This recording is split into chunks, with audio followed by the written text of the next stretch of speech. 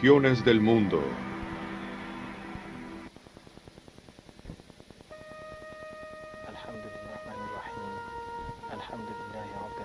Hoy presentamos Islamismo.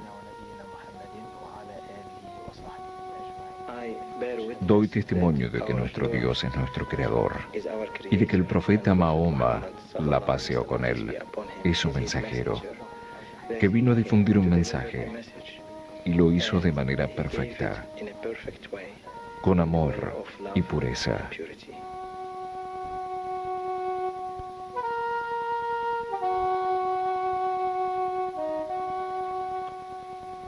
En Arabia Occidental, en el siglo VII, nació un movimiento religioso que cambiaría la historia del mundo. Mahoma, hijo de Abdalá, profeta de Alá, convocó a los árabes a seguir una nueva forma de vida, el Islam.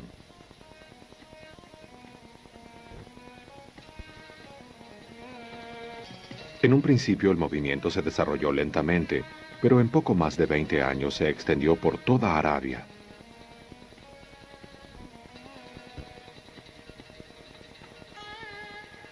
Luego de la muerte de Mahoma, sus seguidores recorrieron las regiones circundantes y crearon las bases de un gran imperio.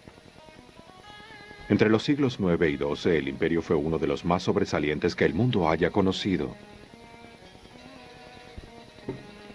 Islam es un vocablo árabe cuya raíz se relaciona con la idea de paz, sensatez y seguridad. Aunque la palabra se use a veces en otros sentidos, es una expresión religiosa que se refiere al estado del alma. Se trata de una actitud interna de obediencia a Dios. En sí, el término puede traducirse como sumisión, rendición o resignación. Islam es la sumisión o resignación ante la voluntad de Dios, tal como esa voluntad fue comunicada al profeta Mahoma en una serie de revelaciones divinas. Quienes observan el Islam se denominan musulmanes, cuyo significado es el que se somete. De manera que decir soy musulmán no es solo un acto de identificación con un grupo religioso, es también decir me comprometo a obedecer la voluntad de Dios incondicionalmente.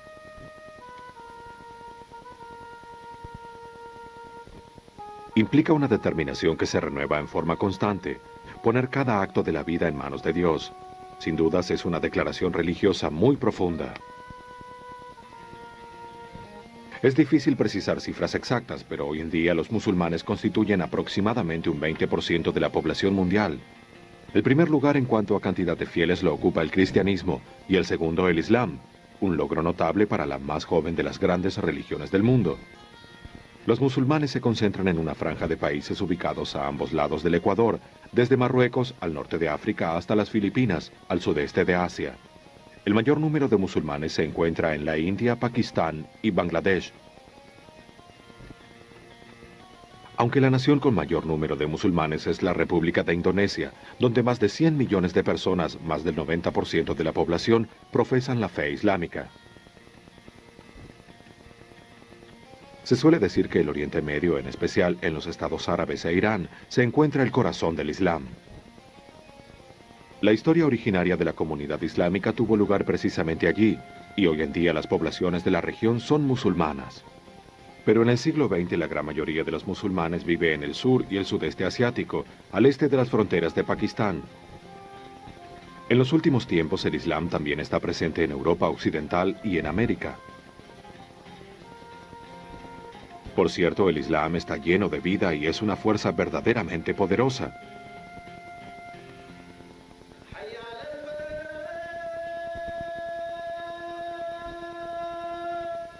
Una de las primeras obligaciones de todo musulmán creyente es profesar su fe.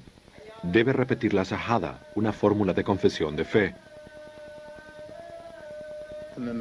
En el nombre de Alá, el benefactor, el misericordioso, doy fe de que no hay otro Dios que Alá y que Mahoma es su mensajero.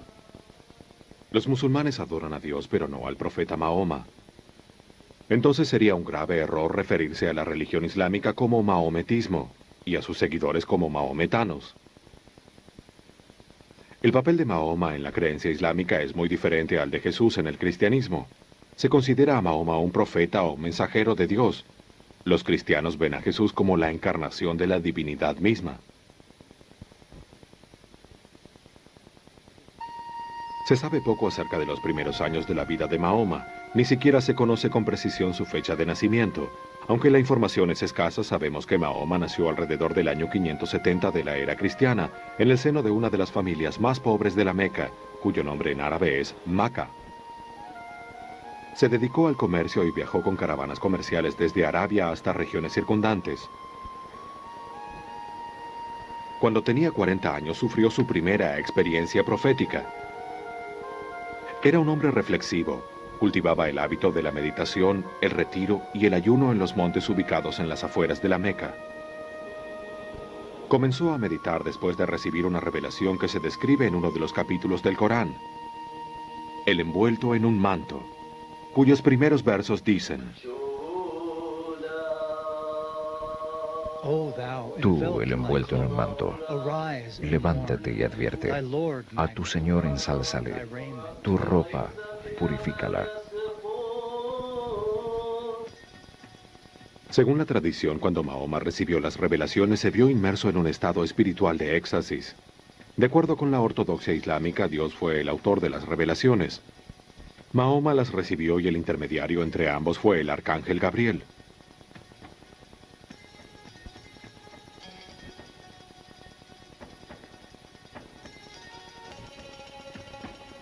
Los árabes paganos que vivían en los tiempos de Mahoma conocían y respetaban una variedad de poderes.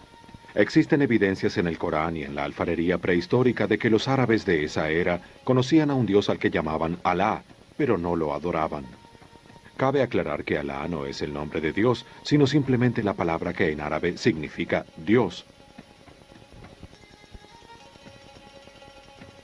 Mahoma y sus discípulos no proclamaban entonces la existencia de una deidad nueva y desconocida para el pueblo. El propósito de su enseñanza era dar a conocer a Alá como el único Dios. Cuando Mahoma comenzó su misión pública, al principio no tuvo demasiado éxito. El número de adeptos era pequeño y ninguno de ellos formaba parte de la clase dominante de la Meca. Ellos sentían que algunos aspectos de las enseñanzas mahometanas eran particularmente irritantes, pues desdeñaban a sus dioses. Además, aceptar la aseveración de Mahoma en cuanto a que él era el mensajero de Dios implicaría aceptarlo como autoridad, algo que la oligarquía de ricos mercaderes de la ciudad no estaba dispuesta a consentir. Él encontró una oposición muy sostenida, incluso entre su propia familia y su tribu. El poder de la tribu se basaba en el hecho de que había ídolos en la Kaaba, el santuario primordial construido por Abraham sobre los primeros cimientos puestos por Adán cuando Dios creó al hombre. Por consiguiente, la misión islámica, que proclamaba la existencia de un solo Dios y se oponía a toda idolatría, atacaba las bases, el poder de la familia y de la tribu, que era la tribu del profeta. En el año 621, Mahoma comenzó a negociar con algunos ciudadanos de Yatrib, un oasis ubicado a unos 150 kilómetros al norte de la Meca. Unos 70 seguidores se trasladaron al poco tiempo a ese sitio. Un año más tarde, Mahoma se estableció también allí.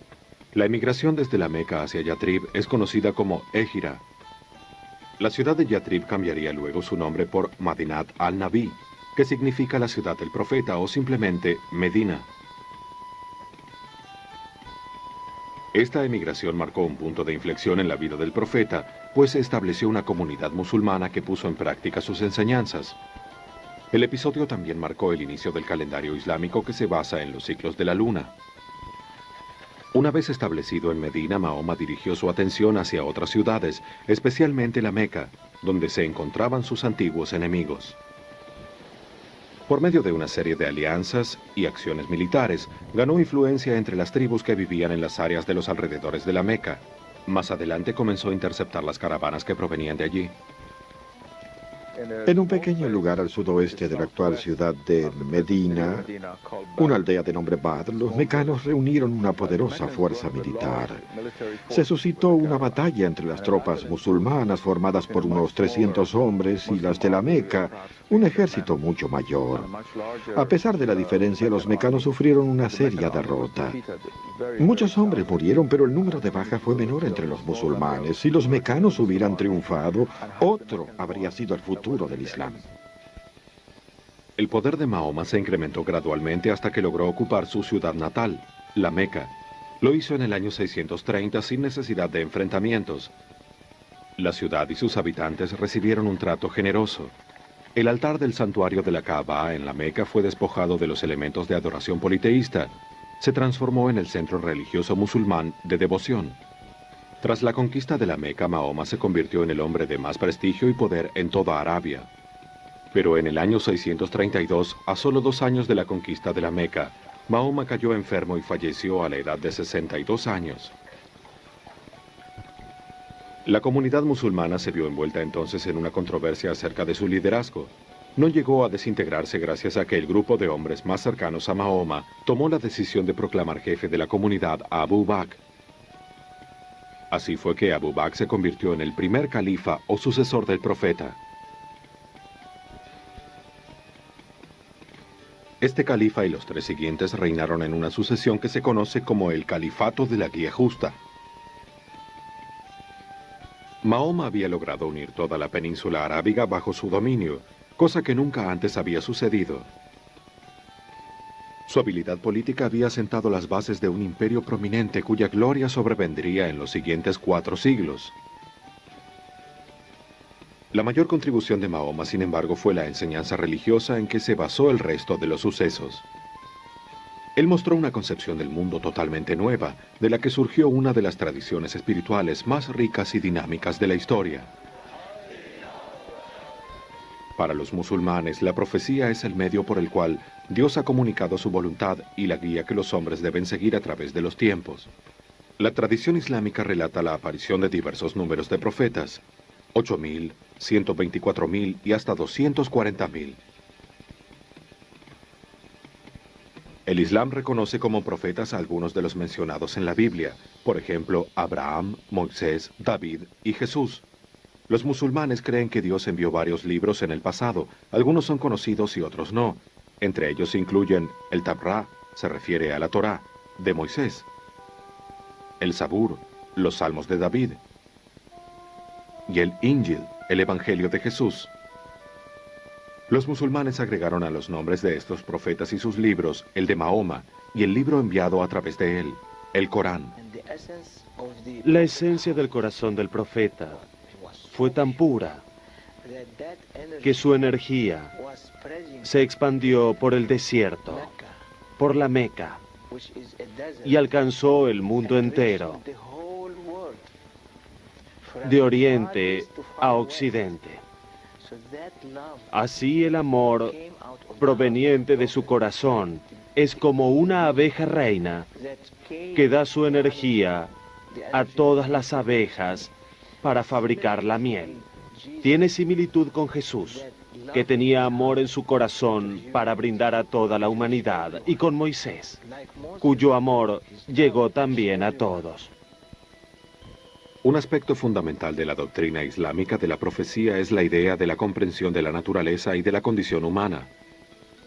Según las teorías musulmanas, el problema principal de todas las personas es su limitación como criaturas.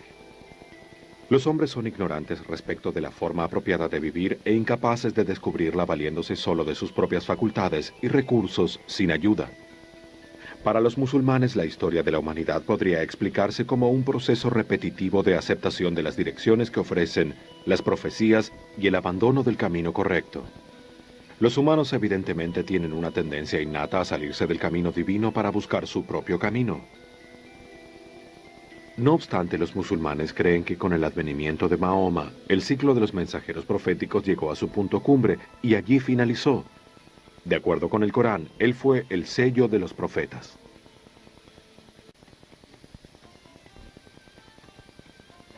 El Islam es una religión basada en un libro, el Corán. Es una colección de revelaciones dadas a Mahoma. Empieza con el llamado que él recibe a ser profeta y se extiende hasta los últimos días de su vida.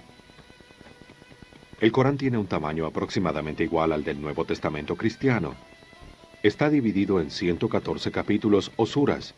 No hay mucha información acerca de cuánto había ya escrito antes de la muerte del profeta, aunque se sabe que él había ordenado la escritura de algunos capítulos. Pero la comunidad musulmana acepta en forma unánime que el trabajo de recolección y publicación del Corán se hizo en tiempos de los 3 primeros califas o sucesores del profeta. Se dice que ese fue el tiempo en que fue compilado a partir de las escrituras sobre la piedra, hojas de palma, fragmentos de hueso y pieles de animales. La compilación también se basó en las historias atesoradas en el corazón y en la memoria de los hombres. Los musulmanes por lo general concuerdan en que el Corán, tal como se conoce, fue compilado bajo el patronato del tercer califa, Uthman.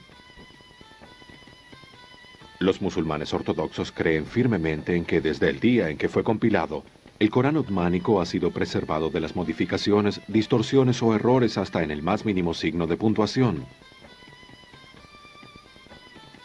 Dado que los musulmanes tienen la creencia de que el Corán es la verdadera palabra de Dios, se resisten a traducirlo.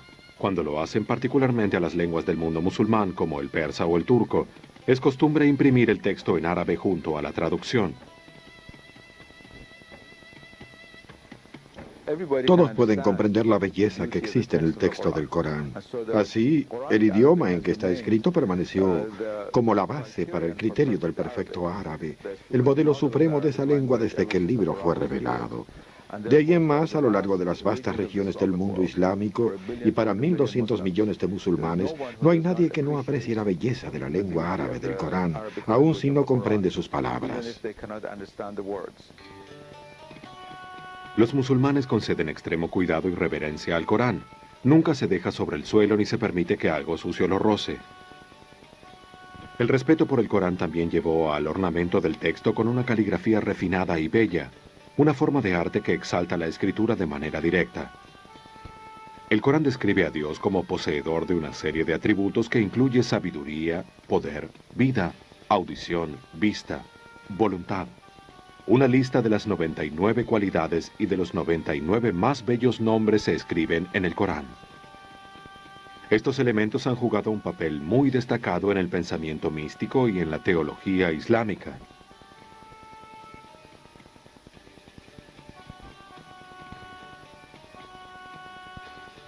Los musulmanes sostienen que el Corán terreno es la representación de un libro celestial que ha permanecido con Dios eternamente y que contiene la palabra de Él mismo. Ese libro celestial se menciona en pasajes del Corán, donde se lo menciona como la madre del libro, la tablilla protegida o el escrito oculto que solo el puro puede tocar. Se piensa que tanto las revelaciones a los profetas anteriores como las dadas a conocer a Mahoma están contenidas en ese libro celestial. Dado que el Corán es considerado como la palabra de Dios, cada uno de sus aspectos es sagrado, lo que relata y también el sonido de sus palabras. El término Corán significa aquello que se lee o recita. No se debe sostener el libro sagrado ni recitar sus versos si no se está en un estado de pureza ritual o no se tienen intenciones serias. Tocar, leer o recitar el Corán, así como escuchar lo que dicen sus versos, es estar frente a la presencia divina. Para recitar el Corán de forma correcta se debe prestar profunda atención. En las revelaciones al profeta se le ordenó recitarlo con expresividad, es decir, la revelación con hermosura y convicción.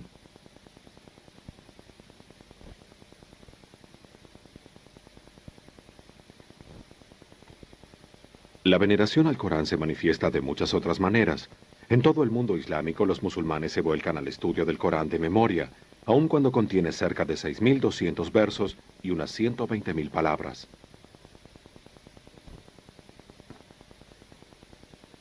Aprenderlo por completo es un acto devoto de enorme mérito que tiene el efecto de hacer que la palabra divina forme parte de uno mismo.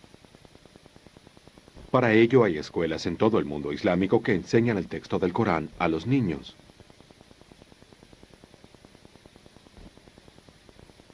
El libro es la autoridad fundamental para los musulmanes en materia de religión y de leyes. Trata de cada aspecto de la vida islámica.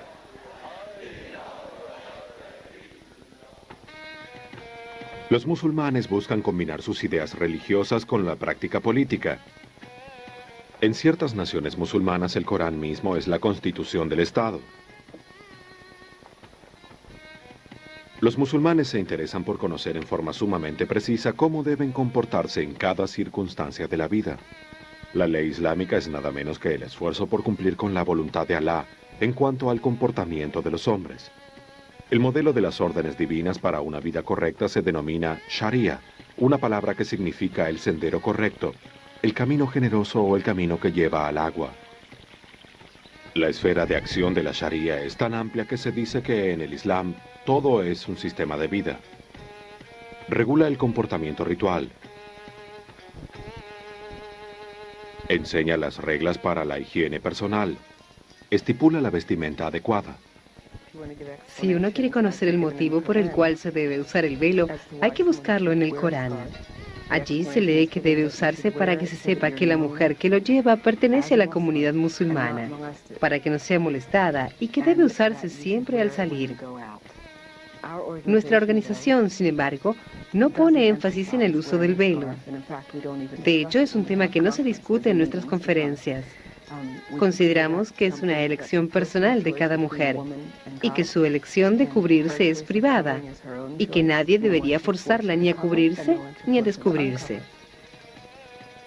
Debido a la amplia gama de asuntos que cubre la Sharia, podría reconocerse como un código moral o legal que regula hasta lo que se consideran reglas de etiqueta y buenos modales. Se debe ser tolerante con las personas, paciente, amable, se debe amar a los semejantes, no discriminar ni ser racista, no tener malas maneras ni mal carácter, y lo que uno enseña a los demás, primero debe aplicarlo para sí mismo. La ley islámica clasifica los actos de los hombres en 5 categorías. En posición central se ubica el grueso de actividad que es moralmente neutro. Los actos de esta categoría no son obligatorios ni desaprobados, simplemente están permitidos. Otros actos están recomendados pero no son compulsivos. Una tercera categoría describe los actos obligatorios como los rezos rituales o las donaciones. Existe una categoría en la que se incluyen actos que se desaprueban, aunque están permitidos. De acuerdo con la tradición del profeta, el más detestable de los actos desaprobados es el divorcio. Aunque, irónicamente, el divorcio es relativamente fácil de conseguir bajo la ley islámica. Una quinta categoría incluye las acciones completamente prohibidas como tomar vino o comer cerdo. A diferencia de las tradiciones legales occidentales, la ley islámica se basa en la escritura sagrada. En las naciones modernas occidentales, la ley es cuestión de Estado y existen límites territoriales para su jurisdicción. No ocurre lo mismo con la Sharia, pues ello involucra al individuo sin tomar en cuenta la región. No hay límites territoriales. No existe una estructura eclesiástica ni un cuerpo de personas con autoridad para definir el dogma. Para los musulmanes, el acuerdo de la comunidad es una de las fuentes de la ley. Los musulmanes están comprometidos con la voluntad divina donde quiera que se encuentren. Sin embargo, según estén bajo un gobierno musulmán o no, tienen distintas obligaciones.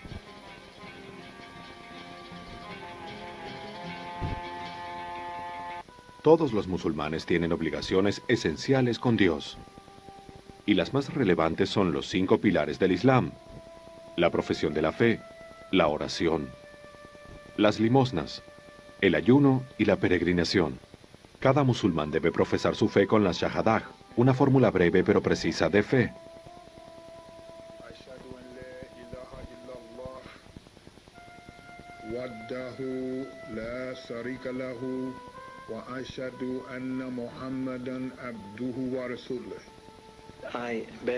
Doy testimonio de que nuestro Dios es nuestro Creador y que el profeta Mahoma, la paz sea con él, es su mensajero, que vino a enseñar un mensaje y lo hizo de manera perfecta en el camino del amor y la pureza. Cada nuevo converso al Islam debe profesar su fe en presencia de testigos y debe repetirla varias veces al día en las oraciones rituales. La oración es el segundo pilar. El rezo islámico se realiza 5 veces al día. Antes del amanecer, al mediodía, a la tarde, a la puesta del sol y cuando anochece. Se debe rezar en un lugar limpio, en privado o en compañía de otros. El muezín señala los tiempos para decir las oraciones desde el minarete de la mezquita. Los llamados son de una belleza que hechiza y resultan familiares a todo el que viaja por tierras orientales. Antes de comenzar el rezo, el creyente debe encontrarse en un estado de pureza ritual. Las preparaciones para la oración incluyen abluciones y una buena predisposición.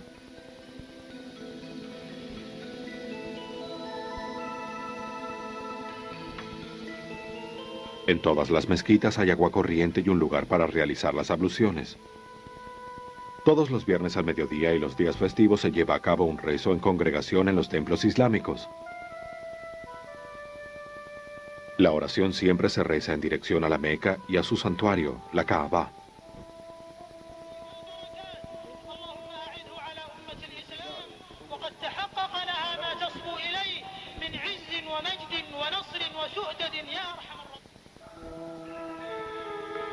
El tercero de los pilares islámicos es la limosna. Un sistema de asistencia pública. La ley prescribe cantidades específicas que deben ser donadas según la riqueza que posea cada individuo. El dinero puede darse a los pobres y necesitados, a los deudores, a los peregrinos, o ser usado de manera acorde a los deseos divinos, como expresa el Corán. El Ramadán es el 9º mes del calendario lunar islámico.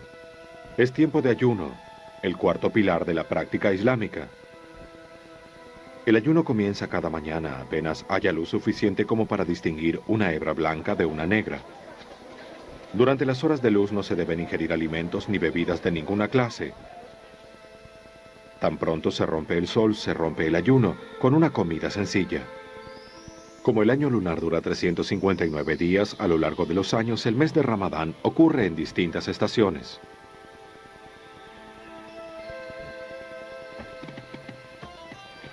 El período de ayuno termina con uno de los festivales religiosos más trascendentes del año islámico, el Eid al-Fitr, con el que se celebra el fin del ayuno. Es costumbre usar vestidos nuevos durante el festival, visitar amigos y ofrecer regalos.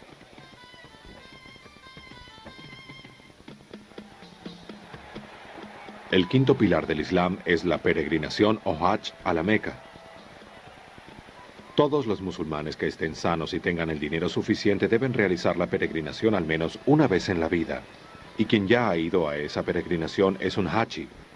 Al entrar, el peregrino debe seguir una purificación ritual que incluye el uso de un vestuario especial.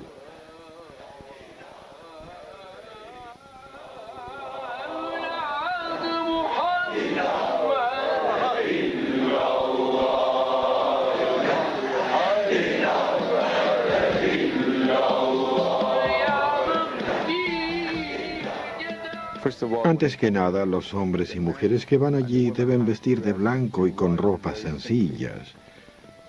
Los hombres deben usar un traje de 2 piezas, de tela y quitarse todas las joyas. Lo mismo vale para las mujeres. La razón es lograr un estado de pureza e igualdad ante Dios como en el día del juicio.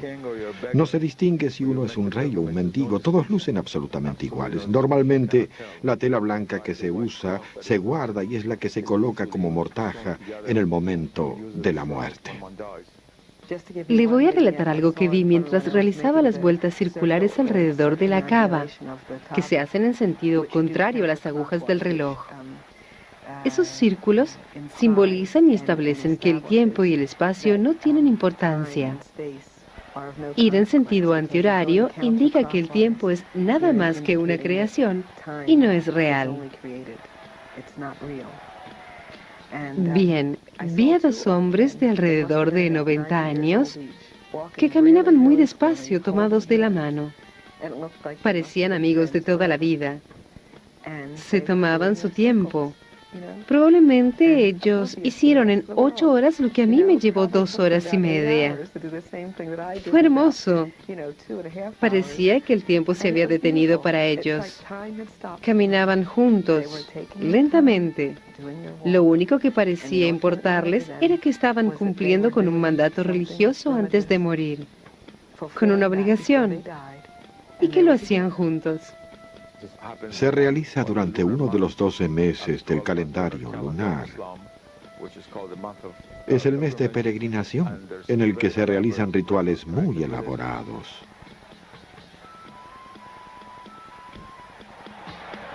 Ciertos movimientos y un sacrificio que representa el sacrificio de un animal. Después se da comida a los pobres, que simboliza el sacrificio de nuestra propia alma ante Dios.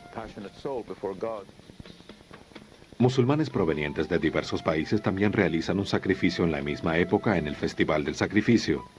Es una de las celebraciones religiosas más significativas marcadas por el año islámico. La celebración se lleva a cabo en presencia de Dios en el monte Arafat, donde el profeta dio su sermón de despedida.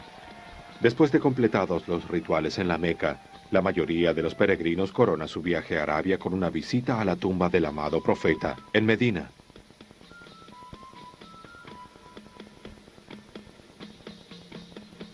El peregrinaje es mucho más que un acto individual de devoción. Ya en los viejos tiempos se reunían peregrinos de todo el mundo en un mismo lugar. Y hoy el número de peregrinos aumentó mucho. La última Hajj convocó a 1.200.000 personas. Vienen desde lugares tan lejanos como Toledo, Ohio, Tombuctú en Mali, Aceh en Indonesia, y son desde rubios a morenos, de aspecto malayo, chino, caucásico. Concurren desde todas partes del mundo para participar de una institución única. Es una experiencia memorable. Entre los siglos 8 y 12 surgió en los musulmanes una tendencia hacia el misticismo. El movimiento místico al principio fue reducido, pero creció rápidamente dentro de los horizontes de la religión.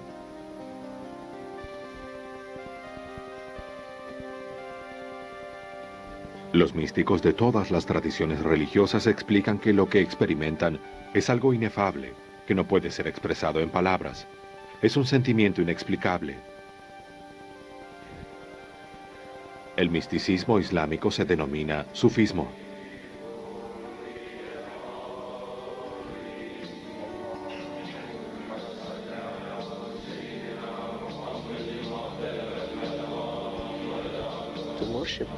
En el sufismo se adora a Dios como si se lo estuviera viendo.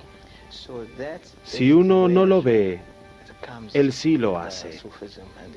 El sufismo en árabe se conoce como tasuf y significa pureza del corazón. Y en árabe la palabra quiere decir como el cristal, como el agua, transparente. Hay muchos elementos místicos en la tradición islámica que han contribuido a la aparición del sufismo. Algunos se encuentran en la vida del profeta Mahoma. Él cultivaba el hábito del ayuno, la meditación, la oración en noches de vigilia y vivía una vida de disciplina estricta.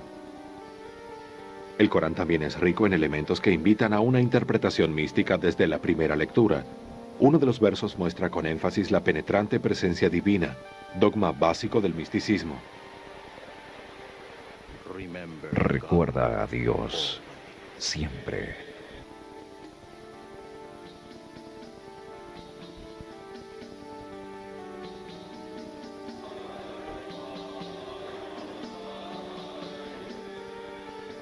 Las órdenes místicas sufíes tienen una forma de adoración que denominan dhikr, que significa recordar o mencionar.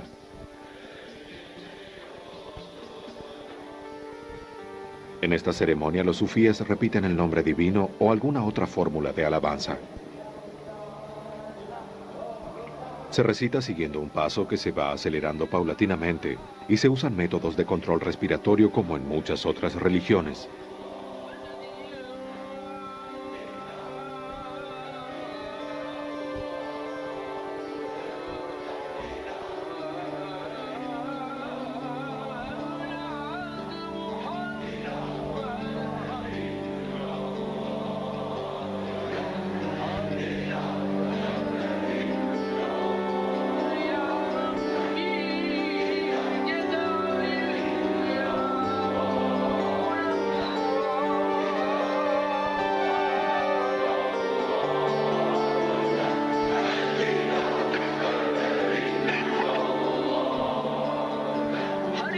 Los miembros de ciertas órdenes sufíes suelen moverse rítmicamente y cantar al mismo tiempo. En una de esas órdenes, la de los famosos dervishes bailarines de Turquía, giran acompañándose de música hasta entrar en trance. Es un medio de llegar al éxtasis. Su propósito es elevar al adorador fuera de sí, para perderse en la contemplación divina. Muchos místicos han intentado describir la búsqueda mística y el camino misterioso de unión con Dios. A lo largo de los siglos se ha escrito una enorme cantidad de literatura sufí dedicada a explicar el camino místico. Se puede encontrar mucha poesía sufí y libros que expresan la purificación a través de la plegaria y del ayuno. Hay quien ayuna y miente, quien reza y engaña. Se pueden seguir muchas de estas prácticas y seguir siendo falso. Pero cuando uno llega a un estado de pureza tal que sabe que Dios lo está observando, lo que yo denomino estado de excelencia, perfección, el estado máximo, no puede engañar. ¿Cómo va a rezar y estar frente a la presencia divina si es mentiroso y farsante? Ahí es donde entra el sufismo. El sufismo tiene sus raíces en la mayor parte del relato del profeta y en el sagrado Corán. Muchas hermandades sufíes surgieron en el siglo XII. Había sufíes en todos los niveles sociales, las clases gobernantes, la élite religiosa y la gente común. Todos los centenares de hermandades llevan el nombre de alguna gran figura sufí.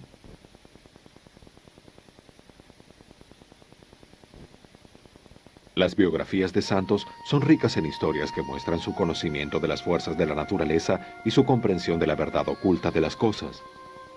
El poder asociado a un santo no se desvanece con su muerte. Los musulmanes tienen por costumbre construir sepulcros muy bellos y elaborados en los que descansan los grandes santos. Los fieles van en grupos numerosos en peregrinación hacia esas tumbas.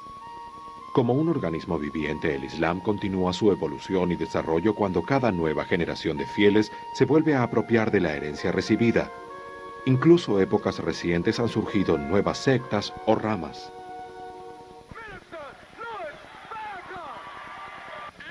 Me registro para votar porque mi intención es tener el poder de Dios Todopoderoso para cambiar a Estados Unidos, darlo vuelta por completo. Algunas de estas sectas son variaciones de la creencia original y muchas han roto con la tradición de la que provienen. Seguir presentando la religión islámica de la forma en que se hace está muy mal. Es sumamente inapropiado. Dos de los grupos más importantes de la comunidad musulmana son los suníes y los chiíes. La palabra suní se refiere a la persona que sigue la sunna, o senda adecuada. Los suníes se consideran a sí mismos como aquellos que establecieron el camino y la comunidad.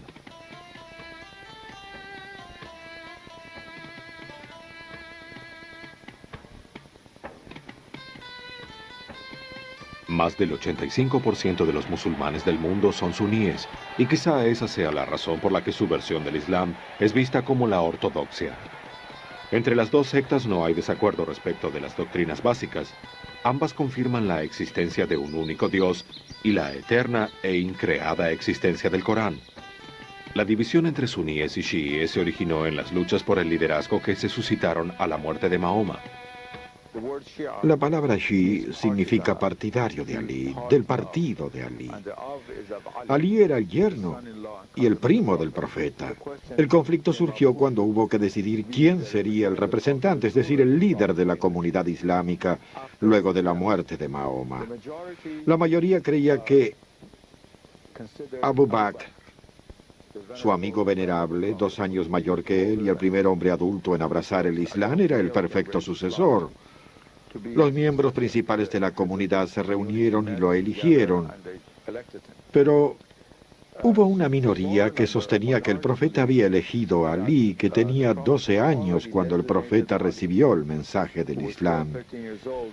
Se considera a Ali la primera persona en abrazar el Islam, pero al hacerlo era muy joven. Los chiíes creen que Dios nunca permitirá que el mundo carezca de un guía espiritual infalible. Así como Mahoma interpretó ante su propia generación la revelación que obtuvo, los chiíes creen que las generaciones posteriores necesitan también de intérpretes y guías. Hubo 12 guías espirituales o imanes, el último de los cuales se dice que está todavía vivo en el mundo, aunque oculto a la vista de los hombres.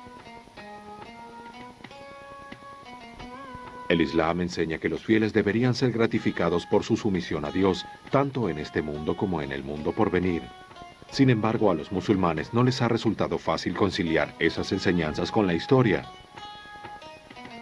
En el siglo XVII había entre los musulmanes 3 grandes poderes dinásticos: el Imperio Otomano, que dominaba lo que hoy es Turquía y sus regiones circundantes; la dinastía Safavid, que gobernaba Persia, que actualmente es Irán; y el Imperio Mongol, que reinaba en la India. Las 3 eran culturalmente ricas, económicamente poderosas y militarmente fuertes. Antes del final del siglo XIX, sin embargo, el Imperio Mongol había desaparecido bajo el dominio de las posesiones británicas de la reina Victoria. Irán, la región de la dinastía Safavid, había sido reducido completamente por causa de la competencia entre británicos y rusos por su control. Y al Imperio Otomano se lo conoció como el mal de Europa, pero la Primera Guerra Mundial acabó con él.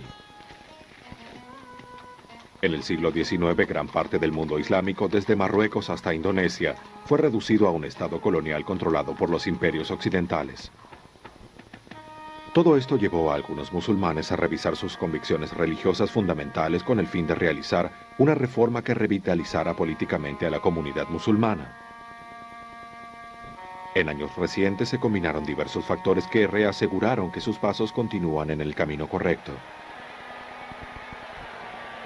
Uno de ellos es el colapso del colonialismo, que ha permitido a los pueblos musulmanes romper con el yugo político. Especialmente después de la Segunda Guerra Mundial, los países musulmanes, uno tras otro, declararon y aseguraron su nacionalidad. Los estados musulmanes forman un bloque poderoso en las Naciones Unidas y ejercen gran influencia en los asuntos internacionales. Otro factor es la adquisición de enormes riquezas por parte de aquellos países con reservas importantes de petróleo que han emergido como actores principales en el escenario mundial. El Islam ha crecido debido al aumento de la población en las naciones musulmanas, aunque también deben tenerse en cuenta otros factores. Uno de ellos es que la enseñanza del Islam se adapta fácilmente según las distintas regiones y de acuerdo con las costumbres locales. Otro es que la enseñanza del Islam es igualitaria. Todos son bienvenidos a la comunidad musulmana, cualquiera sea su raza, nivel social o cultura de origen. Esta situación ha brindado una nueva apreciación del Islam, una reivindicación de su significado, no solo por parte de los musulmanes, sino de personas de muy diversas procedencias. Los musulmanes están volviendo a los valores de sus antiguas tradiciones. En el pasado, aparentemente, la devoción por el Islam llevó a la comunidad a la cima de su poder y creatividad cultural. Muchos musulmanes creen que si existiese salvación en el presente, el camino para obtenerla es regresar a las fuentes de la fuerza original.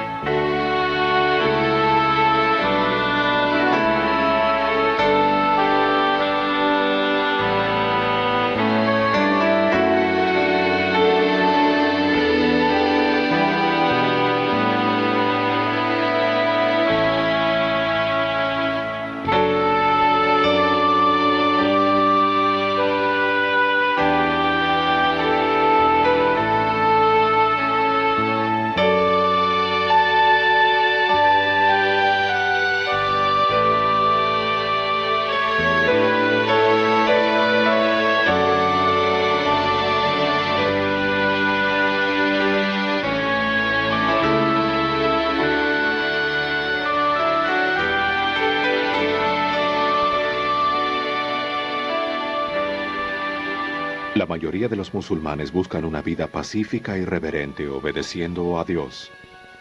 En todo el mundo musulmán hay un saludo común que figura en el Corán.